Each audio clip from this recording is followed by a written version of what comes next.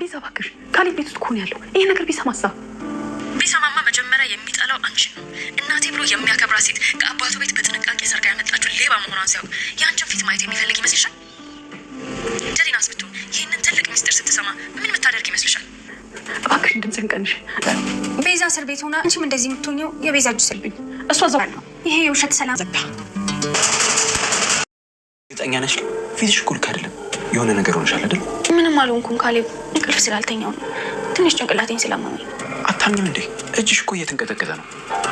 ደግሞ ፊትሽ ላይ ፍርሃት ይታያል። ምን ቅዠት አየሽ እንዴ? ዝም ብሎ የድካም ነው ካሌብ። የሰሞኑ ውጥረት፣ ቤት ውስጥ ሰላም ማጣታችን፣ እሱ ትንሽ እንቅልፍ ነስቶን ነው። የኔ ቆንጆ ይገባኛል። እኔም እኮ እንቅልፍ በአግባቡ እየወሰደኝ አይደለም። አንቺ መሸሸጊያ ነው።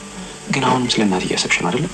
ለሁሉም ነገር ስለማየ ስለኛ ወደፊት ብቻ። ደሊላ እጅግ በጣም ተጨንቋለች። በተኛችበት ቤዚ እንቅ አድርጓ ስትገላት ነበር ያየችው። አንቺም ሆንሽ ካሌብ እኔ እስር ቤት ሆኜ በፍጹም ልትኖሩ አልፈቅድላችሁም። አንቺን ሲጥ አድርጌ ነው እዚህ ጋር መገልሽ፣ ማንም ሰው አይደርስልሽም እያለች እንግዲህ በትራስ ስታፈናት ህልም ታያለች። እሷም ህልሙን ካየች በኋላ ጨዋ ስትነሳ ማንም አጠገቧ ጋር አልነበረም። ሆኖም እራሷን ካረጋጋች በኋላ በፍርሃት የተነሳ ወደ ካሌብ ጋር ትሄዳለች። ካሌብም ምን ሆነሻል? ምን ሆነሽ ነው? እየተንቀጠቀጥሽ ነው ብሎ ሲላት፣ እሷ ግን ምንም እንዳልሆነች ትነግረዋለች። እጅግ የሚያስፈራ ህልም ነበር ያየችው። እንግዲህ ብትሄድም እንግዲህ እስር ቤትም ብትገባ በመንፈስ ከነሱ ጋራ እየሆነች ነበረ። ሆኖም እንግዲህ የካሌብ እናት እስር ቤት ልትጠይቃት ሄዳ ነበር። እሱም የሆነ ቦታ ደርሼ እመጣለሁ ብላ ከሄደች በኋላ ካሌብም እናቴ በዚህ በጠዋት የት ነው የሄደችው? አሁን ብርድ ነው እያመማት እንዴት ሄደች? በማለትም ገሊላን ሲጠይቃት አይ አየር ልውሰድ ብላ በደንብ ተሸፋፍና ነው የሄደችው ብላ ትለዋለች። መሄድ አልነበረባትም እናቴ፣ የሆነ ነገር ካልሆነች በስተቀረ እንዴት ወጣች? በፍጹም መውጣት አልነበረባትም ብሎ ይላታል። ገሊላም አይ ምንም አትሆንም ካሌብ፣ እንደዚህ ማትጨነቅ፣ ወዴትም አትሄድም፣ ሰፈር ውስጥ አየር ልውሰድ ነው ያለችው፣ ተዋት ብላ ትለዋለች። እንግዲህ እሷ ደግሞ የሄደችበት ሄዷ ነበረ። እዛ ከሄደችም በኋላ እንግዲህ ስትጠይቃት ቶሎ ብለሽ ከዚህ ከእስር ቤት የማታስወጭኝ ከሆነ አባቱ ጠልቶት እንዳልሆነና ሰርቀሹ እንደሆነ ሁሉንም ነገር እናገራለሁ። ከዛን ምን እንደምትሆኝ የማይሽ ይሆናል። ይሄን የ22 ዓመት ሚስጥርሽን ዝርግፍ አድርጌ እናገርልሻለሁ። ካለበለዛ ቶሎ ብለሽ ከዚህ ከእስር ቤት አስወጪኝ በማለት ትስትባታለች። ሆኖም እጅግ በጣም በመጨነቅ እባክሽን አሁን እንኳን ተይኝ ብላ ብትላትም አንቺ እስር ቤት ገብቷለች ብለሽ አርፈሽ ልትተኝ አስበሽ ከሆነ እኔ እዚሁ እስር ቤት ሆኜ ብዙ ነገራትን መስራት እችላለሁ። እኔ ሁሉን ነገር በስልክ ማንቀሳቀስ ስለምችል አንቺ ዝም ብለሽ ጥለሽ ብትሄጂ እንኳን የምተው እንዳይመስልሽ በማለት ታስፈራራታለች። ሆኖም እንግዲህ ይሄ የ22 ዓመት ሚስጥሬ ሊወጣብኝ ነው። ይሄ ሚስጥር ወጣ ማለት ካሌብ ዞር ብሎ አያየኝም፣ ልጄን አጣሁት ማለት ነው በማለትም ወደ ቤት ተጨንቋ ስትመጣ ካሌብም ደሊላን እያስጨነቃት ነበር። እናቴ የት ነው ያለችው እያላት ነበረ። ሆኖም እንግዲህ እማዬ እንዴት ከቤት ወጣሽ? ለምንድን ነው የሚያስፈልግሽን ነገር ጠይቂ እንጂ እንዴት ከቤት ትወጫለሽ? ብሎ ሲላትም አየር ልቀበል እኮ ነው የወጣሁት ብሎ ይላት ብላ ትላለች። አይ መውጣት የለብሽም አሁን ገና ከሆስፒታል መተሽ እንዴት ትወጫለሽ? በማለት ይናገራታል። እሱም አትጨነቁ፣ አታስቡ፣ እኔ ደህና ነኝ በማለት ትመልስላቸዋለች። ሆኖም እንግዲህ እሷ ከዛ ከተመለሰች በኋላ እጅግ በጣም እየተጨነቀች ነበር። ከመቼ መቼ ደውላ ትናገርና ይሄ ነገር ካሌብ ሊጠላኝ ይችላል፣ እንዴትስ ልጄን አጣዋለሁ በማለት ግራ እየተጋባች እማዬ ምን ሆነሻል? በጣም ተጨንቀሻል ብላ ትላታለች። ገሊላም ልጄ እኔ ምንም የተጨነኩት ነገር የለም እናንተ ብቻ ለእኔ አትጨነቁ ብላ ትላታለች። አይ እማዬ ፊትሽ ሁሉ እኮ ደህና አይደለም፣ በዛ ላይ ደግሞ ከኛ የደበቅሽው የሆነ ነገር አለ መሰለኝ፣ አንቺ ለምን እንደሆነ ጭንቀት ውስጥ ነው ያለሽው ብላ ትላታለች። አረ ምንም ነገር ያስጨነቀኝ ነገር የለም በማለት ስትመልስም እናንተ ብቻ ስለኔ አታስቡ እያለች እንግዲህ ትገኛለች። ሆኖም እንግዲህ አሁን እንዴት አድርጌ ነው እሷን የማስፈታት? ካላስፈታዋት ሚስጥሬ ይወጣል እያለች እንግዲህ ቁጭ ብላ ሳለም ትደውልላታለች። እንዴ ለምንድን ነው የደወልሽው ብላ ትላታለች። ካሌብ እዚህ ያለኩ ለምን ትደውያለሽ? እያሰብኩበት ነው ብላ ስትልም እኔ እዛ እስር ቤት ሆኜ አንቺ ልታስቢበት ፈልገሽ ነው? እንድታስቢበትማ በፍጹም ቀን አልሰጥሽም። ቶሎ የማታደርጊው ከሆነ አሁኑኑ እኔ ሁሉንም ሚስጥሩን እነግረዋለሁ። ከዛም በኋላ እንግዲህ ካሌብ በመጀመሪያ ማንን እንደሚጠላ ታውቂያለሽ ብላ ትላታለች። እሷም እጅግ በጣም በመጨነቅ እሺ በቃ ድምፅሽን ቀንሺ፣ ካሌብ ይህንን ነገር ከሰማ እኔን እስከ መጨረሻ ድረስ ነው ልጄን የማጣው። እባክሽን አንድ ጊዜ ብቻ ስሚኝና እኔ አወጣሻለሁ በቃ ብላ ትላታለች። ሆኖም እንግዲህ ጠበቃው ጋር ትደውልና አቤት የካሌብ እናት ምን ተፈጠረ ብሎ ይላታል።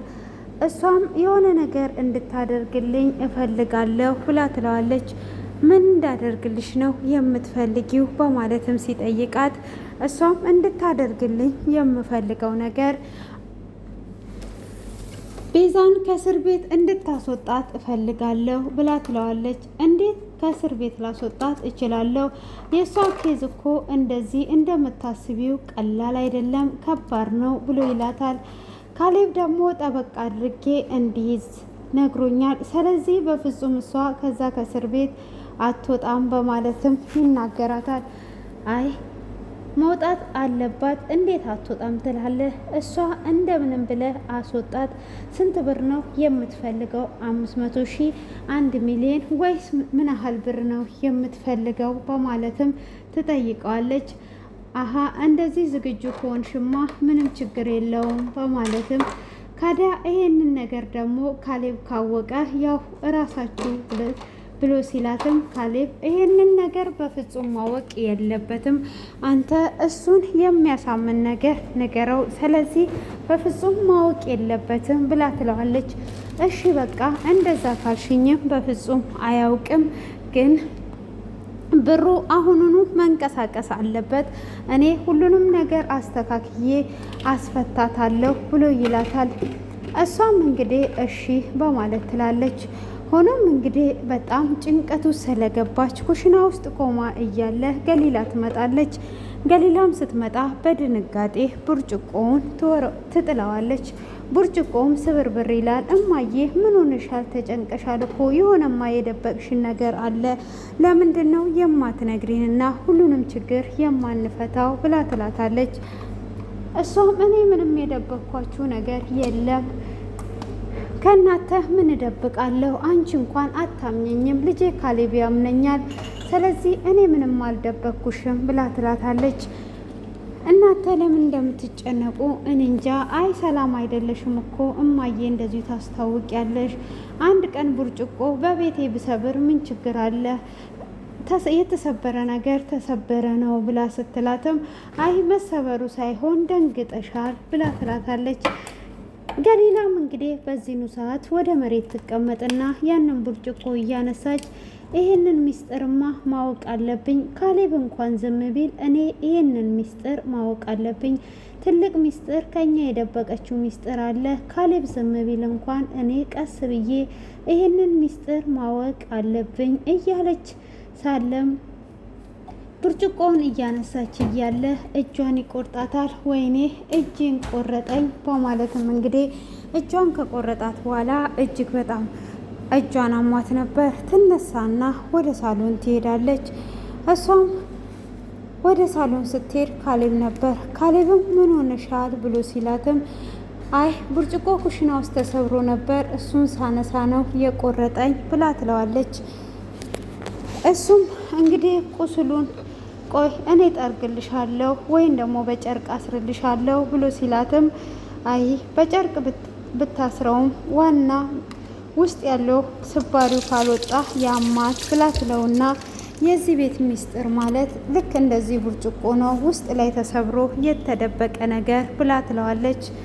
ምን እያልሽ ነው ያለሽው ብሎ ሲላትም አይ የዚህ ቤት ሚስጥር እንደዚህ እንደ ብርጭቆ ነው እያለች ባክሽን አንቺ ደግሞ በጣም ከፍቶሻል ዘና በይ እያላት ቆይ ነይ እስቲ ጸጉርሽን ልስራ ይላትና ጉልበቱ ላይ ትተኛና ጸጉሯን እየሰራ እየተጨዋወቱ እማዬማ የደበቀችን ነገር አለ ምን እንደደበቀችን ባናቅም እያሉ እንግዲህ የደበቀችውን ሚስጥር ለማውጣት እንዴት አድርገን ነው የምናውቀው? ይህንን ነገርስ ሁሉንም ነገር እንደዚህ የምንፈታው? እሷ በጣም የተጨነቀችበት ሚስጥር ምን ይሆን እያሉ እንግዲህ እሷ እስር ቤት እንኳን ገብታላት ይሄው ሰላም አላገኘችም።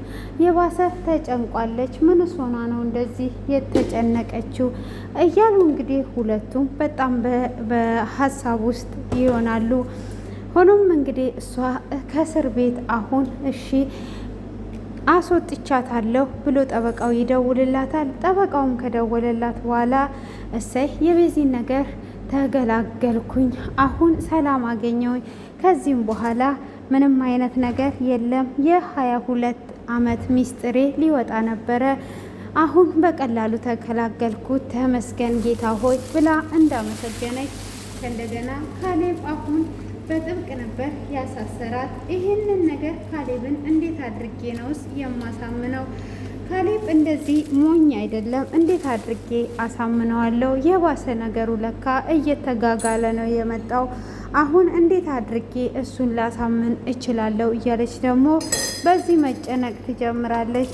ሆኖም እንግዲህ ደግሞ የቤዚ መፈታት ትንሽ ለጊዜም ቢሆን እንደሚያረጋጋላት ታምናለች። ያንንም እንግዲህ ለማድረግ ካሰበችም በኋላ እሺ በቃ ይህንን ነገር እንደዚሁ አደርጋለሁ እያለች እየቀጠለችና እያሰበች ነበረ። ሆኖም እንግዲህ ይህንን ነገር እንደዛና እንደዚህ አድርጓ ከጨራረሰች በኋላ ወደ ሳሎን ትመጣለች። ወደ ሳሎንም ስትመጣ እንግዲህ ካሌብና ገሊላ እየሳቁ እየተጫወቱ ነበረ። እንዴ እናንተ አልተኛችሁም እንዴ ብላ ስትል ምን እንተኛለን አልተኛንም ብላ ትላታለች። አይ አንቺሳ ብላ ስትል አልተኛንም። ካሌብ እንደዚሁ ያያትና እማዬ ከነቅድሙ እየጨነቀሽ አሁን ደግሞ ደስተኛ ሆነሻል፣ ምን አግኝተሽ ነው ደስተኛ የሆንሽው ብሎ ይላታል። እሷም ምንም ነገር አላገኘውም፣ ግን እናንተን ሳይኮ ሁሌ ደስተኛ ነኝ ብላ ትላለች። አይ እኛን አይተሽ ደስተኛ ከሆንሽ ጥሩ ነው በማለትም እንግዲህ ደስተኛ እንደሆነች ብቻ ትናገራለች። እሱም ደስ ይለውና ይተዋታል። ሆኖም እንግዲህ እንደዛ እሷ በተደሰተችም ሰዓት አይ አሪፍ ነው በቃ በዚሁ ቀጥይበት በማለትም እንግዲህ እየተነጋገሩ ይመጣሉ። ሆኖም እንግዲህ እያወሩ እኔ ዛሬ ምግብ ኩሽና ገብቼ ልስራ፣ ቀለል ያለች ምግብ ባበስል አሪፍ ነው ብላ ትላለች። ሆኖም እንደዛ በምትል ሰዓት እማዬ አንቺ ረፍት ማድረግ አለብሽ እኔ አበስላለሁ እያለች እና ካሌብም ጠዋት በጣም ተጨንቀሽ ነበር አሁን ፈገግ እያልሽ ነው ብሎ እያላት እያለ በር ይንኳኳል። በሩም ሲንኳኳ ማን ነው በማለት እንግዲህ በሩን እንዳትከፍተው በዚህን ሰዓት ደግሞ ማን የመጣው በማለት እንግዲህ ትናገራለች። እንዴ እማዬ በር እኮ ነው እየተንኳኳ ያለው መክፈት አለበት ብላ ትላታለች። አይ እንዳይከፍት መክፈት የለበትም በማለትም እያለች ካሌብን በሩን ሊከፍት ሲሄድ ቤዛ ነበረች። እጅግ በጣም ይደነግጣል። እንዴት ይሄ ነገር ተፈጠረ? ምንድን ነው እሱ በማለት እንግዲህ እጅግ በጣም በመደንገጥ ሲገኝም እንግዲህ ምንድን ነው እሱ እየተፈጠረ የነበረው እያለ እንግዲህ አይን ላይን ተፋጠው ከቤዛ ጋር ክፍሉ ተጠናቋል። እንዴት ይሆን እናቷን ይጠረጥራታል ወይስ እንግዲህ ቤዚ እንዴትስ ሆኖ ይሆናል የሚለው እጅግ በጣም በጉጉት ላይ ነው የምንጠብቀው። እውነቱን ተናግረው ቢጠላትም ምንም ቢል እውነቱን ብትናገር አሪፍ ነው ብዬ እላለሁኝ። እኔ የካሌብ እናት አሁንም በውሸት ላይ ውሸት እንደጨመረች እሷም አምናለች። በውሸት ላይ ውሸት ከምትጨምር ያለውን ነገር ብትናገረውና በግልጽ ሁሉንም ነገር ብትጨርስ አሪፍ ነው ብዬ አስባለሁኝ። እናንተም እንግዲህ የተሰማችሁን ሀሳባችሁን ኮሜንት ላይ መግለጽ ትችላላችሁ። እስከዚህ ሰዓት በትዕግስት ስለተከታተላችሁኝ አመሰግናለሁ። የውድ እህታችሁ ሴና ነኝ። ላይክ እና ሰብስክራይብ አድርጉ፣ አበረታቱኝ እላችኋለሁ። ውድ ሀገሬ ልጆች እወዳችኋለሁ፣ አከብራችኋለሁ። መልካሙን ሁሉ ተመኘውላችሁ። መልካም ቆይታ